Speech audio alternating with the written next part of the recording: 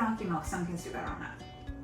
So we got donkey milk, and I didn't know what I was doing, so I just transferred equivalent amount of camel milk to donkey milk and gave her some, and within about 30 minutes of her drinking the donkey milk, which was way more delicious, by the way, than camel milk. Yeah, it was way tastier.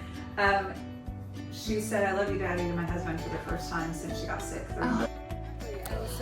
Hi everyone, Cindy Paul, and I'm the Executive Director for Truth in Health, and we are out here at one of Oklahoma's most unique farms.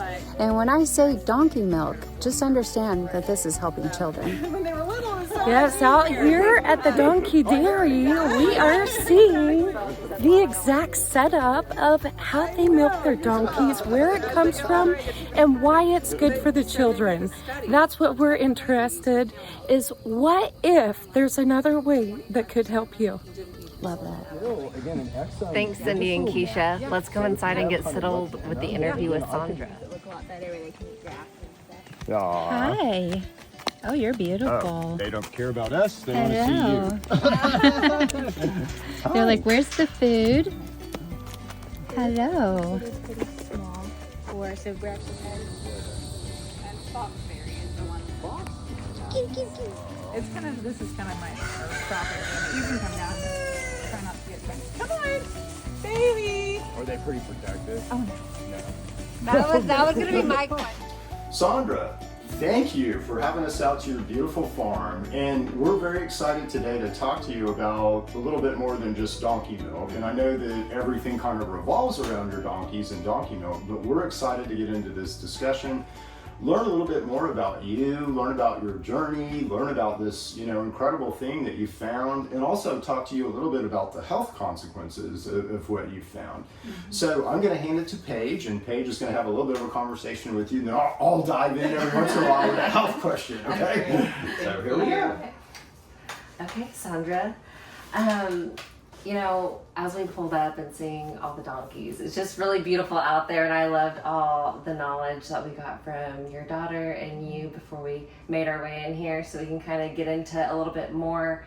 But we really want to go to the beginning, like where this all started. So tell us a little bit about your daughter. Right, so she's 18 now and getting ready to go off to college and doing great, and you would never know that when she was 6 years old, she went from being precocious and totally fine, normal, developmental, everything perfect, to one day literally flipping a switch, and she had OCD, it rages, anxiety off the charts, separation anxiety, anorexic type behaviors, hallucinations, all of the things overnight. And we had no idea what was going on with her. I thought maybe she had a brain tumor. I was researching every minute that I could, and she was in a horrible state and no symptoms of being sick at all. And so she could hardly eat, she could hardly drink, everything was contaminated, and this is from a 6-year-old. And one of the things I found was they were talking about autoimmune causing some of these symptoms, but they didn't give it a name. Well, we were very blessed and very fortunate to get in to see a doctor in Tulsa who did not even see her. I listed off all the things she had going on, and he said, well, I could keep you as my best patient for the next 12 years, or I could tell you she has PANDAS disorder, Pediatric Autoimmune Neuropsychiatric disease disorder associated with Streptococcus. There's also PANS, which my daughter was classic PANDAS. She actually had strep, we had no idea. She didn't mount a fever, any of that, but she did have horrible breath, which later I found out that was strep breath. This was the first time in her life she had ever had strep. And I was one of the crunchy moms, so I did everything pretty much right. We all make mistakes, but I ground my own wheat flour, and we didn't eat processed foods, and I thought I was, safe from any tragedy befalling my family because we did it right. And that was pretty devastating. But I had already started reading about Weston A. Price and some of those things. So when this happened and they said, well, good news, get her on some antibiotics and she'll be fine. That was oversimplifying things a lot. So we did go to our pediatrician, and I explained to him what it was, and he had never heard of it. We're Googling it in his office, and at the time a lot of doctors didn't even believe it existed, so it was a learning curve for all of us. put us on a course of antibiotics, and she got worse. Some things resolved, other things developed, like a blinking tic, where she blinked constantly like that. She also would say maybe after every statement, like, I touched the pillow, maybe. I touched my hair, maybe. I said hello, maybe. She couldn't say a sentence because there was a fear of it maybe not being true, I believe was what the OCD thing was with that. But we did everything I could think of. I was researching constantly, homeopathy, antibiotics, of course, and then when that didn't resolve everything, diet, paleo, completely took out all grains, as organic as we could. Would the antibiotics make a change? Would it when you gave her antibiotics, would they make a little bit of a change and then? Well, yeah, it did resolve the strep. Okay. And so she had active strep throat, and we didn't mess around with that. So we did the 7 days, and as I researched, found out, okay, they usually say 3 weeks. So we did 3 weeks of antibiotics, and she still wasn't, she developed a tic, and I called the pediatrician, and I said, well, this is happening, and he said, I don't know what to do, but I'll pray for you. And I would appreciate the prayers, and that was great. And it was actually, looking back, a blessing that he didn't pretend he knew what to do. Yeah. And now a lot of practitioners will give you something even if they don't know what to do with you. And so I called the National Institute of Health, National Institute of Mental Health, and they had some good stuff on their website, seemed to actually know about this disorder. And I said, okay, what's the recommended course of treatment? And they said, well, our best guess is antibiotics every day till she's 18 or 21. Yeah, and I've been researching gut health and all these things. I said, well, that's a terrible plan. Antibiotics until she's 18 or 21, or IVIG treatments, which are infusions that would not be covered by insurance and were about $10,000 a pop. And that a lot of times they need it every month. So that was off the table as well. And so I also had some concerns about a blood product from over 1,000 different donors. So I thought, well, okay, if they're going to be guessing, we can do our own guessing, researching, and praying and see where the Lord leads us. And so I did kind of the opposite of what a lot of times they'll tell you to do, is try one thing and see if it helps, and then try another thing. Well, I tried everything all at once. Because I had this theory that if we didn't get her back in about 3 months, I would forget who she had been. Mm-hmm.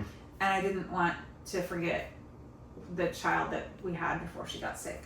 And so we tried everything, and then I'd slowly eliminate something. Like, okay, let's try eating a hamburger. Oh, and then she goes into a rage. Okay, can't do that. You can't have a gluten at this point. So essentially, how long did it take for her to get diagnosed with the PANDAS? She was diagnosed within a week. Oh, wow. Within a week. Within a week. It was, I believe, Saturday when she got sick, and Thursday we saw the doctor in Tulsa, the psychiatrist, and he said this is what it is. So it was the following, I think, Friday or Monday of the next week we got her on antibiotics, which, a lot of kids at that time didn't get diagnosed for years sometimes. Mm-hmm. But then I discovered Camel milk. So what I started looking at was, what are the autistic parents doing? Because I was hearing about autistic kids recovering, and that's not supposed to happen. And so one of the things they did was camel milk, and I started researching what's different about camel milk. And I had already done raw cow milk, raw cow colostrum, and raw goat milk. And so I was like, okay, let's try this one. And so we got some camel milk, and it did seem to help her, but she still was not 100%. And one of the things I saw was a graph of a circle with autism and a circle with PANDAS disorder, and they overlapped. Mm-hmm. And so that was why I was like, well, let's see what these autism families are doing. So how long into your journey were you whenever you discovered the camel's milk? Probably about a month or two. Oh, that's pretty quick. Yeah. Okay. I was researching it. Yeah. Okay. So she was diagnosed within a week, and then about 4 weeks into that journey, you discovered camel's milk. Maybe a month and a half, 2 months. Okay. Okay. So we had her on the camel milk. Mm-hmm. And there was a naturopath who was all about camel milk. And so I was asking her dosage and how much to take. And you start very small even with camel milk. Mm-hmm. And we worked up to about a half a cup twice a day on the camel milk. And I was like, well, this is illegal to get raw milk across state lines, and we're depending on an illegal product here. So we went to a camel farm here in Oklahoma, and I was like, we're gonna have to buy a camel and start Did you have to milking milk camels. them? Well, I know, that's what I thought. We're gonna have to buy them and start milking them here. And as we were there, my daughter was never, through all of this, never afraid of animals. She would be afraid of germs, but never afraid of animals, animal poop. Any of that was fine. Like chicken could poop on her, baby chick, she didn't care. But, you know, if you touched her straw, it was contaminated. So, yeah. But we were out there with all these camels, and I had asked, are there any bulls out here? And they said, oh, no, they're fine. They're all females, and it's fine. You can get out there. And I knew they had field trips out there, and okay, it's going to be fine. So I'm out there with my daughter, and we're on 2 Polaris Rangers, and they started crowding us, and I was feeling a little, they're huge, you know, Yeah. feeling a little nervous. So I set her on top of the Ranger that he and my husband were in. They're gonna say a camel. Yeah, I know, on top camel. of the hood. And one of the camels reaches down and puts his jaws on her head like this. I mean, you can just see her face. Whoa. And the farmer yells, get her, it'll crush her skull. And I'm yanking her out of the jaws of death and going, okay, this is, I do not want to milk camels. I had no idea. On the way out, the lady said, I said, those are cute little Shetland ponies. And she said, there used to be more of them, but the camels grab them and shake them like a dog with a rat and pull them. And I was like, God. yeah. And ironically, as we were leaving, there were miniature donkeys there. And the lady said, oh, we love those. Those are our favorite things on the farm. And I was like, okay. So we go to the car, and my husband's like, well, we got to figure out how to get a camel. And he's bald. And I said, your head is a giant salt lake. They also told us one of the camels they got was from someone who had had his face ripped off and killed by a camel. They're very dangerous. They're aggressive. They are. Out on the camels. So I was like, I called this naturopath. I was so scared. I was like, okay, no.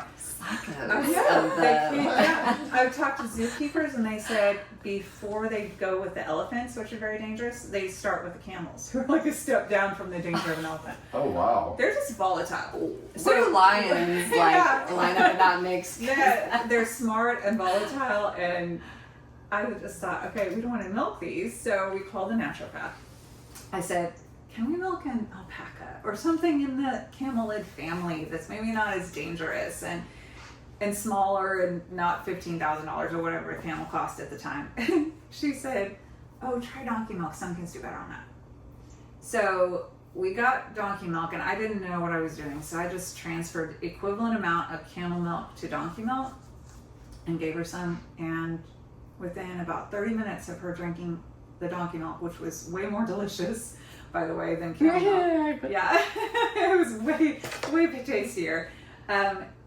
She said, I love you, Daddy, to my husband for the first time since she got sick 3 months No before. way. Gosh. Wow. And it, you know, when you're on it, it happens that fast. And So, yeah. yeah, and with pandas, pandas is strep pressure Right. on the basal ganglia, right? Mm-hmm. And so it's, you're not going to be able to just perform, normal as long as Right. you've got that infective pressure.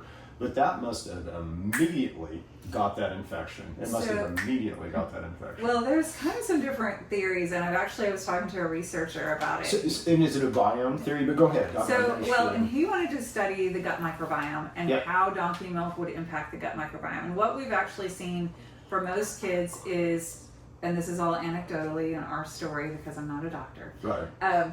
So what we've seen is taking it twice a day, like you would ibuprofen, like Yep. morning and evening. Keeping it about 12 hours apart seems to be about best for most kids. If she's going through an active infection or something, I might give her another dose at noon to keep it more in her system. Mm-hmm. But I told him, he said, I just want to study how it impacts the gut microbiome. And I said, well, this we've seen with our daughter, and we've seen it in other kids as well. Within about 30, 40 minutes of a dose, they calm down, all of this. And he said, well, that's impossible. And I said, well, how long does it take for a shot of vodka to impact your brain? Exactly. And so he was like, oh, okay, it must be going through the blood-brain barrier and all of this. And I said, I don't know how it's working, but I know what I've seen.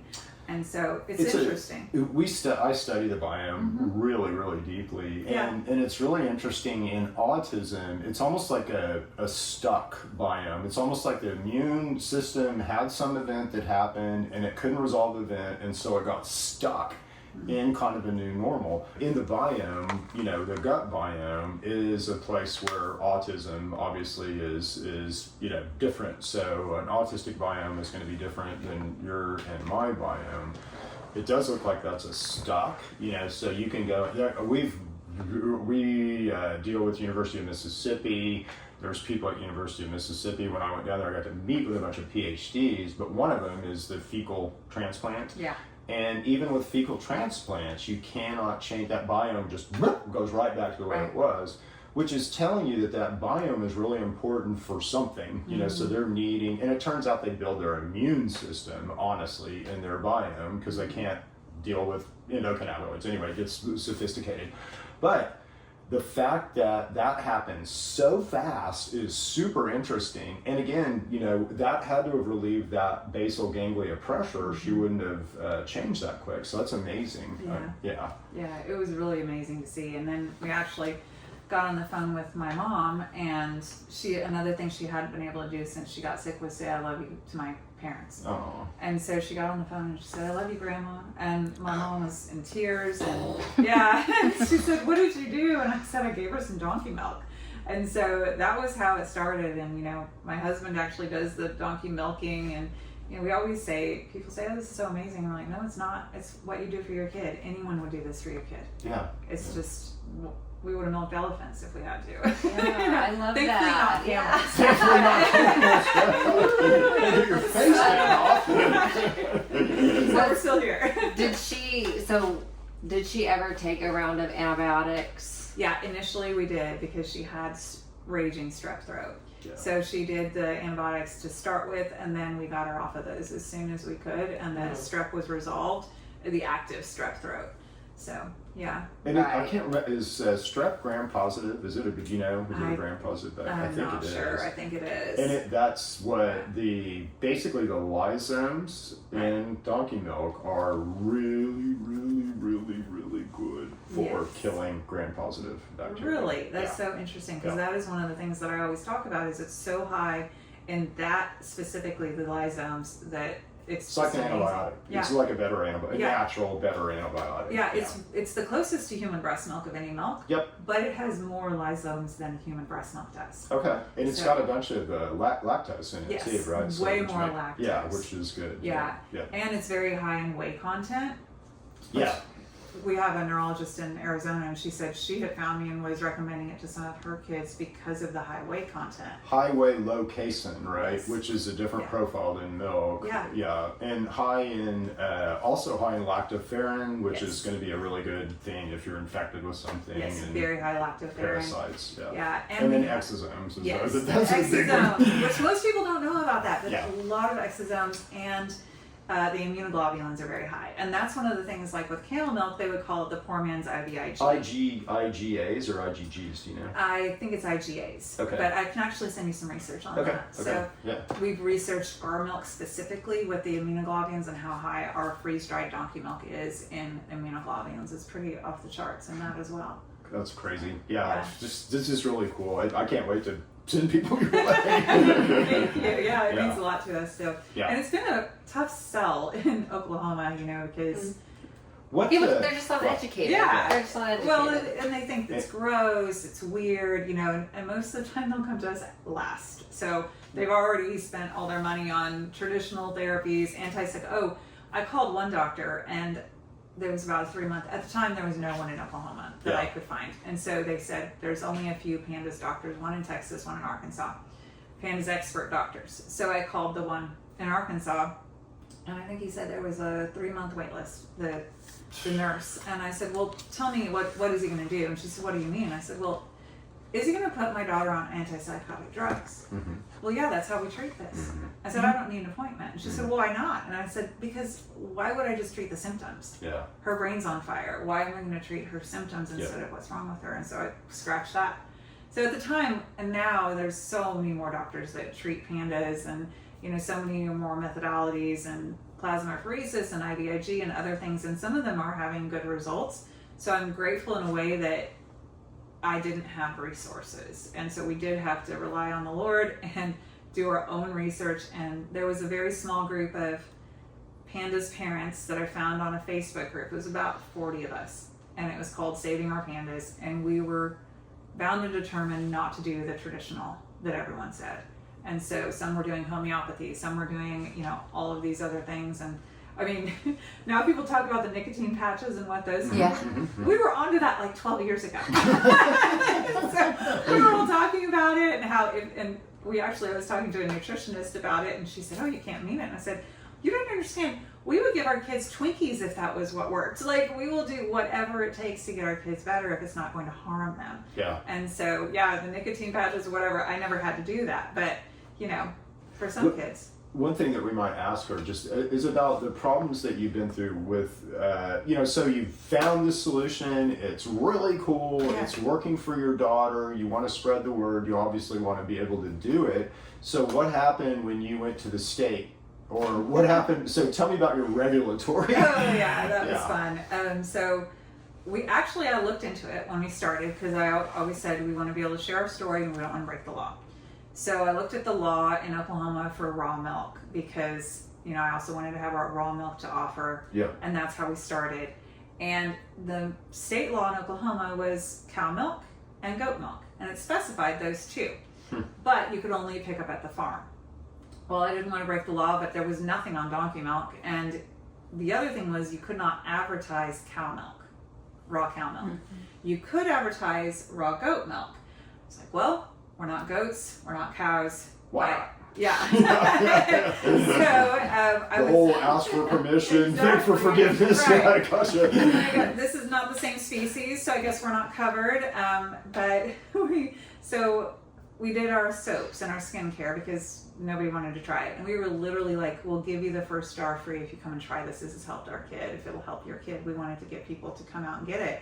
And we couldn't deliver it. And so I started making soaps and skincare too when she got sick, because one of her symptoms I didn't mention was she would wash her hands until they were just raw. Yeah. And that was within 24 hours. She was just washing. Oh. So scared of germs. And so I had traditional liquid detergent. We call it soap, but it's detergent. And it was just stripping the microbiome off her hands.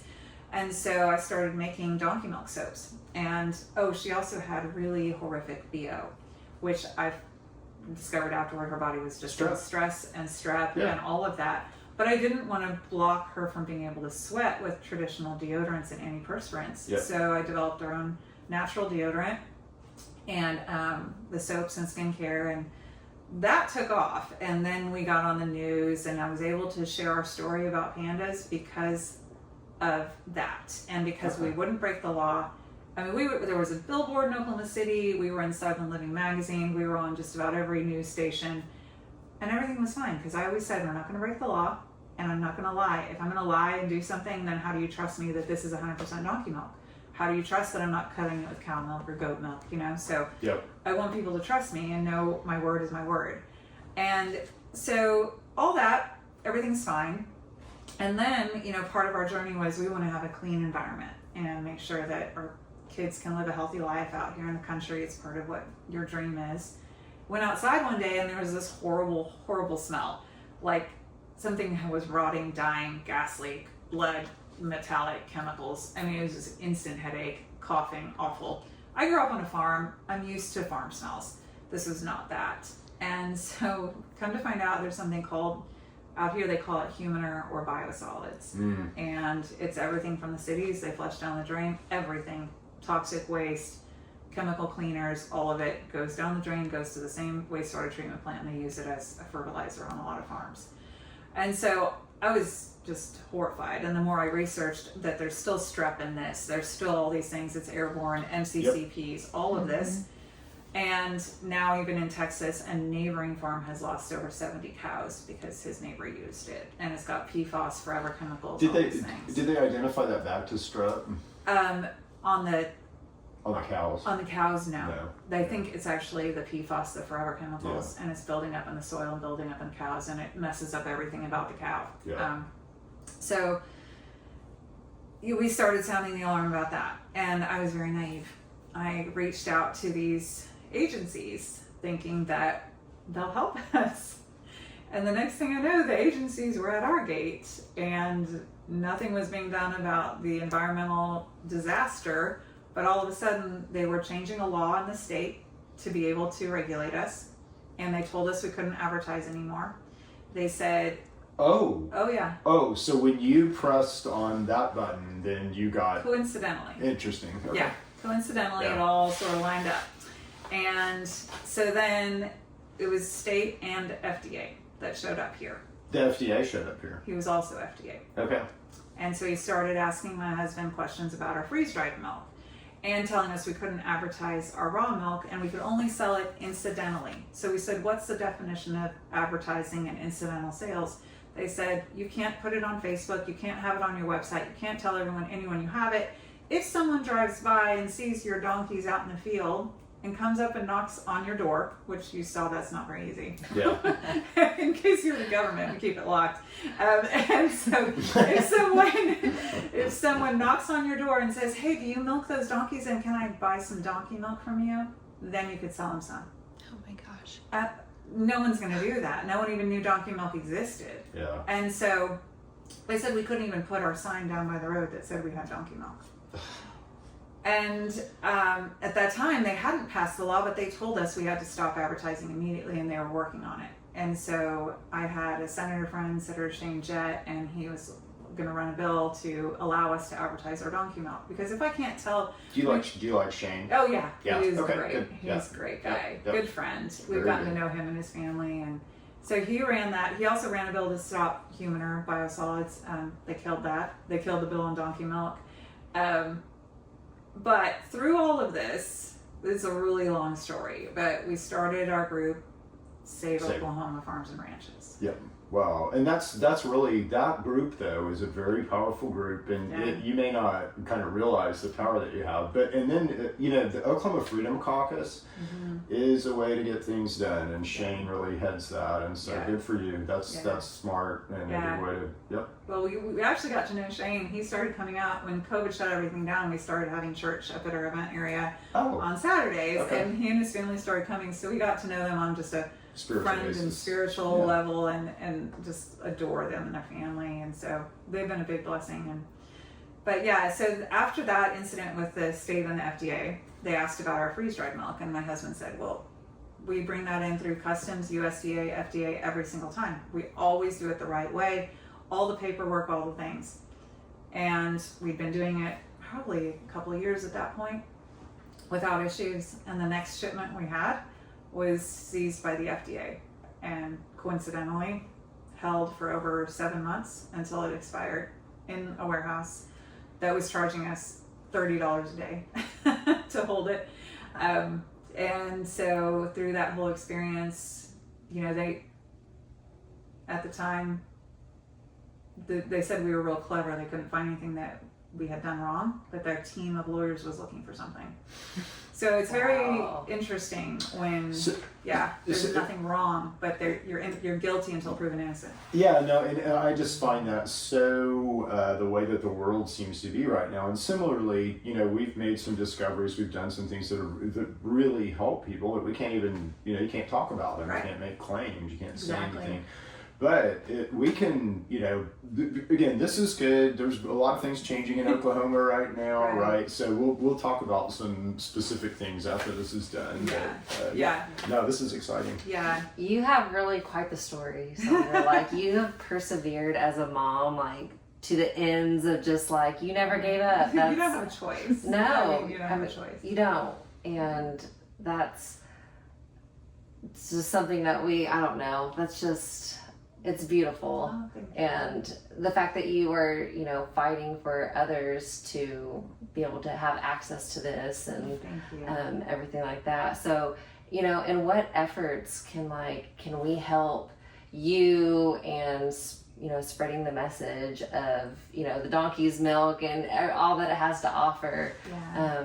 What can our part be in that? What can others, what can their part be? That's actually really huge because, if other people tell someone about it, it helps us reach more people. We don't have an advertising budget. We don't have a way to reach people. If it's not, I really have been feeling more called to reach out to people in the health practitioner world because a lot of parents, when they're in the place that we were in, where your child is desperately ill and needs you every minute of the day, not everyone, I mean, unfortunately, even with AI, if that was in place then, I probably never would have found donkey milk, because I was searching different words and different combinations, and I was doing my own research, and now it's just feeding people what they're supposed to believe and what they're supposed to think, and this is the treatment protocol, and everyone's different. We don't say this is a magic bullet, but for health practitioners to go, maybe donkey milk would be a good thing for this child, or not for this child, or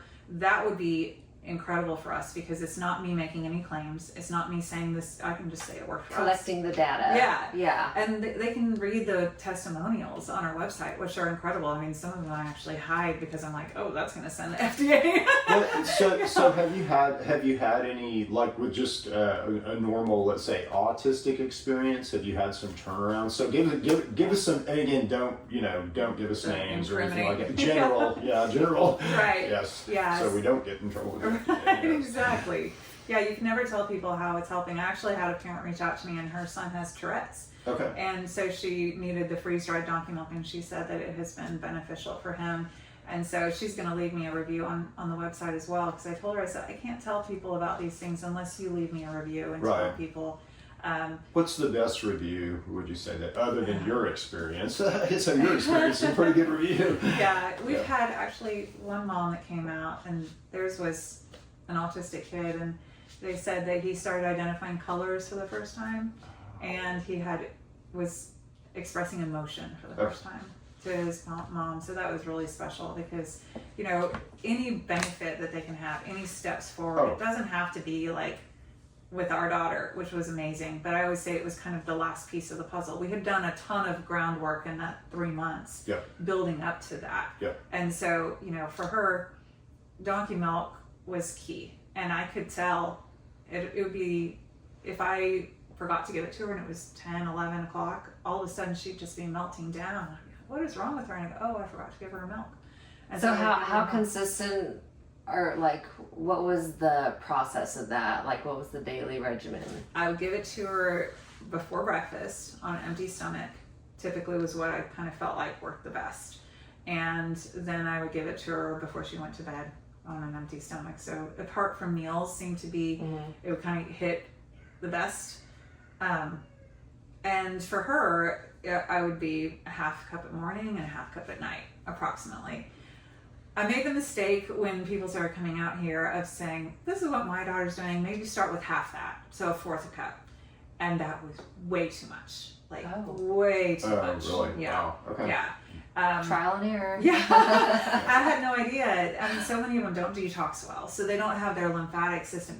All of this stuff. And so, I need health practitioners that are working with these kids to go, oh, you need to start with a teaspoon, and then work up to what works for you. I mean, if you'll allow me the privilege, I will write a white paper for you. I will dig into this at a very deep level, and we'll come up with some proper guidance, let's say, for dosing and things like that. So there's enough known about this to do that. So I'm happy to do that, and I'm super interested in it anyway. So I'll be doing it. I'm curious on your standpoint. I want to go back to what Saundra mentioned about.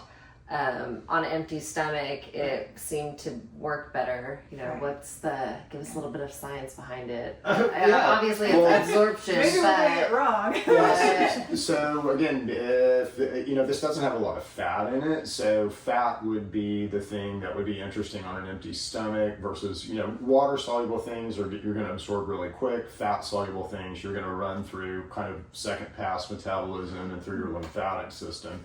So because this is more water, it's really more water than fat. It's going to absorb really quick, and you're going to get quick action.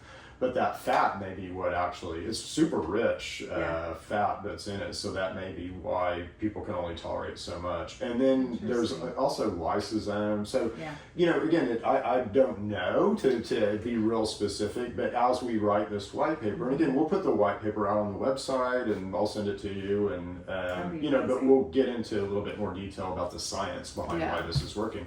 because the exosomes are really interesting to me. I've just been on this big regenerative medicine dig, and so exosomes are like the match, the final match, let's say, that lights a stem cell for repair. You've got to have a whole bunch of other things lined up, a whole bunch of other, let's say, systems to say yes before you'll repair with an exosome. But exosomes have to be a part of why this is working. Yeah. And then the lysome action at gram-positive bacteria. And so I'm pretty sure, I can't remember if strep is gram-positive, but I'm pretty sure it is. And so that's likely the whys. Wow. But let's write that up and let's figure out dosing. Let's also figure out kind of what you're feeding them, because that's going to, if someone else tries to do this in Nebraska or something, again, it's going to really matter what they're feeding them. And so sorry to go down the rabbit hole. Absolutely. And I actually also believe that it's the way the animals are treated. So donkeys are very different than cows.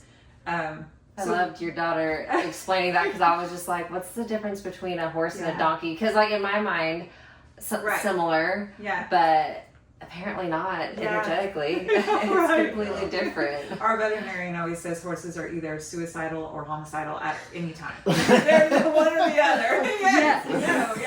And so I'm actually not a huge, we have 2 horses, I'm not a huge fan. I know. So, but the donkeys are really gentle. I mean, the biblical part of donkeys is super neat. Like, yes, Jesus rode on a donkey, and traditionally a king would come in peace on a donkey, and at war they come on a horse. And so I love that the donkey milk tends to bring peace to kids, and it's just really neat. And the only mammal that spoke in the Bible was a donkey, and when she did, she saved her owner's life. And I think that's a really interesting story as well, just the way that donkeys are throughout the Bible. So I think there's something special there too. But donkeys have 1 stomach, like us. Cows have 4. And so their digestion is very, very different. And it is the closest to human breast milk, except for the differences in lysosome and all of those things. It's kind of better, actually. Actually, I have to be careful about saying that. I've gotten into fights with moms. Between the raw and the freeze-dried, is there a difference in the chemical compounds within those that matter with our bioavailability and stuff like that? So it would be very interesting to study that. We don't have any research on it, but we have seen, so initially I did my own inadvertent study. When we started this, I imported a different milk from a different country. I'm not going to say which one, and we did not have as good results. Like in a different animal? No, it's donkey. Oh, it's still a donkey. Okay, just a different. And it's going to matter what you feed the donkey. It's going to matter how you feed them, how you treat them, and so it was doing okay, but it just was not having the amazing results that I wanted to see. And so we found this tiny farm in the Azores in the middle of the Atlantic, and switching to this farm was scary because they're much smaller. But when we started bringing in their milk, and I was seeing results in a lot of cases on par with our raw milk, I was like, okay, this is the thing. And they always said theirs is the best donkey milk in the world, and I was like, it's amazing because it can, even after being pasteurized, low temperature pasteurized, our process of lyophilization and freeze drying, it's still having such amazing benefits, which I believe in raw milk as well. So, but to see that is incredible. Yeah. And are these the same breed as you guys have out here? Are they all different breeds? They have a breed specific to the Azores that they're bringing back that's like an endangered donkey on the island. And then ours, and yours is the American Mammoth donkeys, which originated from George Washington, bringing them over from France. The original, he's considered the father of the breed to make the big mules to settle the country. But when we started this, we wanted a donkey that wouldn't be a trash animal. So, the burros, you can kind of get them a dime a dozen. And these, you can ride them. You can use them to pull wagons. And they were listed as critically endangered on the American Heritage Conservancy. Oh, wow. So we wanted to bring them back. And with the advent of the tractor, people stopped wanting to raise them. They eat a lot and they cost a lot to own, and who wants a donkey? And so, mules became a little less popular. So that was one of the reasons we wanted them. And they're just gentle giants. I mean, they're there was a learning curve with them and with us. We had never milked anything. They had never been milked. So we were like, okay, we're figuring this all out on our own. So yeah, but my husband's been kicked. My kids have been kicked. You know, it's very rare. That comes with livestock, I feel like. It's just part of the farming experience. Exactly. You're not getting kicked, you're not doing it right. Right. Stepped on your feet, all of the things. But yeah, it's typically they're very gentle and they'll let you know if you're doing something wrong. If you're milking them wrong, you're hurting them, they'll be like... I mean, they ran right up to all of us when we were out there and just like lovers. Yeah. It was amazing. I can't wait to go back out there and hang out for a little while. They love people, and we're very particular about our genetics, the way we raise them, the way we feed them, and also just most of those have been raised on our farm. So I've had people say, oh, don't you want to go out and love on that donkey? I was like, I don't know that person's donkey. That donkey is like dogs. You know, how do you raise them? How do you treat them? Yeah. We have a few animals that we've bought elsewhere. Some of them won't let us touch their ears at all. And so some farmers, we found out after the fact, would take their ear and twist them. Oh, And it's, wow. yeah, and so they don't want anyone touching their ears. Yeah. We never do anything like that. Some of them, if I get a pitchfork and I go out and pitchfork some hay, they know I'm going to bring them some hay and they love it and they come running. Other ones see a pitchfork and they're scared because somebody got after them with a pitchfork or a hose or whatever. But most of our herd now is all donkeys that we've raised from birth. So it's 4 years to even breed them the right way. So they don't have joint problems. So it's a big investment by the time we get one that's even the age to breed. So, and then it's a year gestation. One of the things different with them and cows is if we've had some that have miscarried or they lost the baby was stillborn, you have minutes to get it out if there's a problem. So you can't, like in the James Harriet, you have hours to switch the cow around and all that. Donkeys, you have minutes. Wow. And so we don't have time to wait for a vet to get here. We have an amazing veterinarian that's on the board of our nonprofit, and he'll talk us through trying to save them.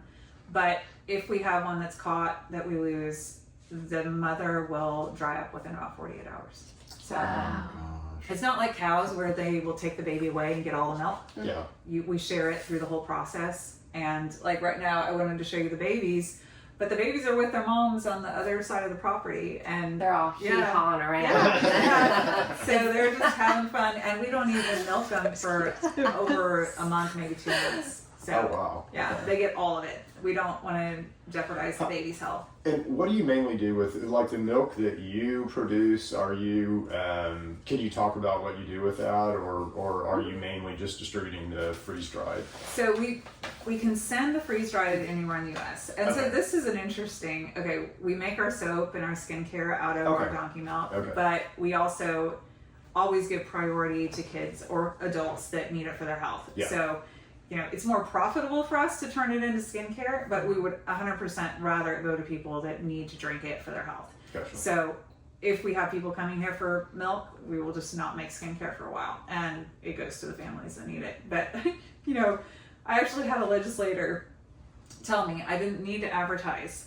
and because they tried to change the law to hooved mammals. They've tried this twice now, instead of just cow and goat milk, so that we wouldn't be able to advertise. And he said, well, you don't need to advertise.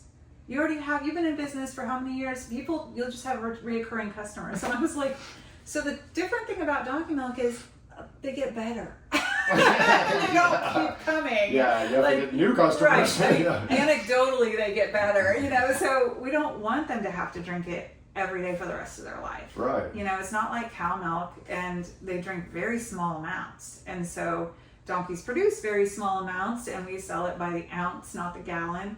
But we always tell people, don't start out with half a cup. Maybe you only need a teaspoon or an ounce, or, you know, because it is expensive. So I'm not trying to upsell them on buying more donkey milk. Like, I mean, really cool story. That was one of the testimonials, and she said she prayed about it, and the Lord told her how much to drink every month, and it took care of her issue in like 3 months. I can't remember what she had going on. It was an adult. I was like, that's amazing. And so I never try to put someone in a box of how much you need or don't need, or do something else or don't do this. You know, you can't put illness in a box. Right. Yeah. So in going into tell us about your hee-haw for health. Oh, yes. Yeah. So one of the things is it is expensive. And so I had a family reach out, and she needed, the first jar is free, but then she said it was helping her kid, but she couldn't afford more milk. And as a parent, I can't say, you can't get any more milk.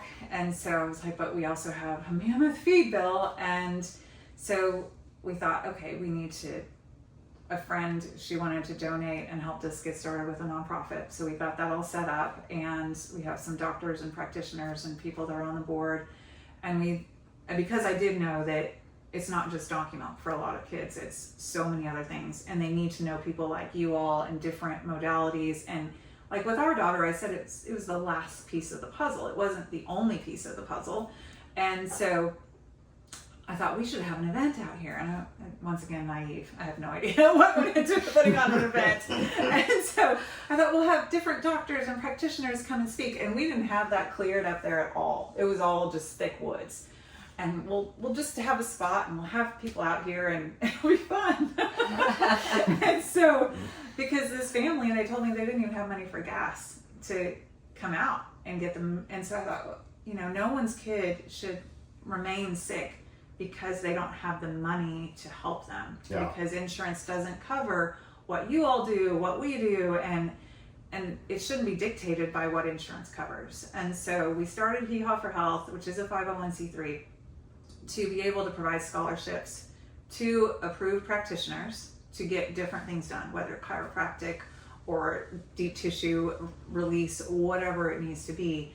And so we work with practitioners. If a family is approved and financially in need, we will send a check directly to the practitioner in that child's name, and it's to be used at a 50-50. So we've kind of discovered this as well. If the parent is invested in it, it tends to go better. Mm-hmm. So initially I would just be giving away all of the milk and not doing a half and half thing. And then parents would say, oh, I let it go bad in the back of the fridge or whatever. And I was like, okay, well, yeah. So yeah, it works much better, and the parent owns it, and the child owns it. Like, we have to all be invested in their health. And so I felt like that was the best way to do it. So the money goes straight to the practitioner, and then the practitioner is responsible for doing it on a half and half, with the parent paying for the other half. Yeah. So right now it's just a $500 scholarship, but for a lot of parents it's just something that lets them know they're not alone. And then the health events, which we're really due to have another one. We have different practitioners come out and speak, and it's very low cost for the parents to come. We have St. Nicholas and his donkey, which he actually had a donkey in Germany, not reindeer. And he comes out, it's a really cool story.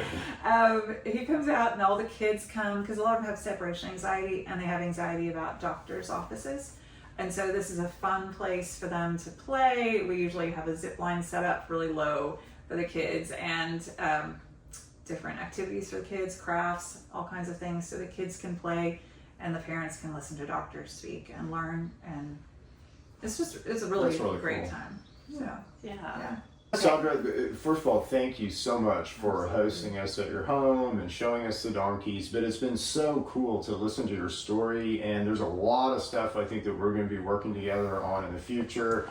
I'm just really proud of what you've done, and thank God for your journey and everything that's happened, because you're in a position to help so many people. So we do you're going to be a part of the Health and Hustle that we have coming up for Truth and Health. We're excited to have you. So, and it's going to be really fun. Church of the Servant's a big event, but we can't wait to have you out there. Thank you again so much for doing this, and we're just very grateful that you were able to do it. So thank you. Thank you all. I appreciate you, and I appreciate what you're doing with Truth and Health and Hustle and Truth and Health, and it's just so important and so needed in our state, because unfortunately we do have to get involved politically, and we do have to be involved on the grassroots level to make change so that we can all see benefit in the next generation. Yeah. It takes a village and a community of all of us. So thank you. Very good.